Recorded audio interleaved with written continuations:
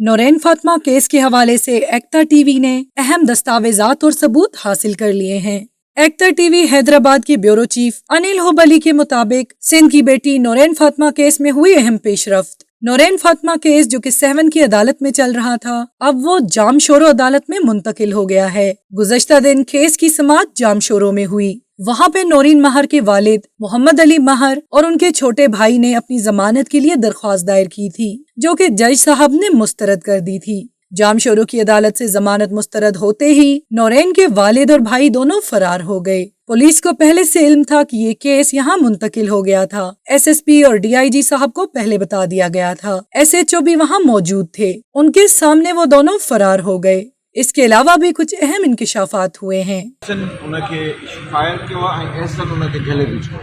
नौरेन के वालिद ने पुलिस से अपनी बेटी के निकाह या शादी के बारे में कहा कि वो इस बारे में बिल्कुल भी कुछ नहीं जानते और ना ही मंसूर सोमरो को जानते हैं और ना ही कभी उनसे उनकी मुलाकात हुई है। लेकिन एक्ता टीवी के रिपोर्टर अनिल हुब ने सबूत हासिल कर लिए हैं कि नौरीन महर के वालिद हर चीज को जानते थे और वो मंसूर सोमरो से राब्ते में थे और वो मंसूर पर मुसलसल दबाव डालते रहे कि वो उनकी बेटी को तलाक दे दें। तो उनके वालिद साहब एकड़ो प्लान ठायो, उन प्लान तहत पांजे पुटन के पुश करे नौरेन जो एकड़ो बेरहम तरीके से उन जो कत्ल करायो। नौरीन महर की वालदा का भी ये बयान गलत था, क्योंकि एक्ता टीवी को मिलने वाले सबूत के मुताबिक नौरीन महर के निकाह के वक्त उसकी वालिदा वहाँ मौजूद थी। न सिर्फ इस बारे में नौरीन के वालिद और वालदा को इल्म था, बल्कि नौरीन के भाई को भी इल्म था। सोशल मीडिया पर यह दावा गलत किया जा रहा है कि मंसूर सोमरो ने नौरेन की फैमिली से 40 लाख ब्लैकमेलिंग करके लिए हैं। हालांकि इस दावे में कोई सदाकत नहीं है, जबकि ये 40 लाख नौरेन की वालिदा ने मंसूर सोमरो को दिए थे ताकि वो इनके लिए जगह ले सकें। इस हवाले से एक्ता टीवी के ब्यूरो चीफ ने मंसूर से बात भी की थी। उनका कहना था कि मैंने 44 लाख में ये जगह ली थी और ये जमीन किससे ली है इसके तमाम सबूत मंसूर ने एक्ता टीवी को दे दिए हैं।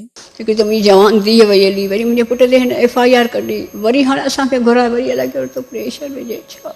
ये पैसे ना तो ब्लैकमेलिंग से लिए गए हैं और ना ही उन्होंने अपने लिए लिए थे।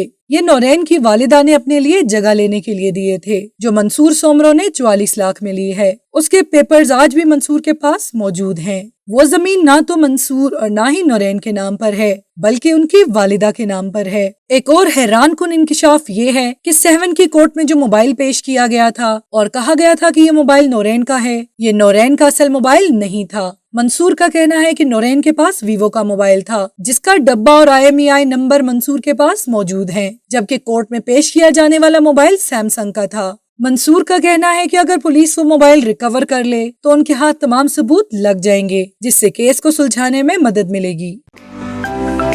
To watch more videos, please subscribe to our channel and click the bell icon.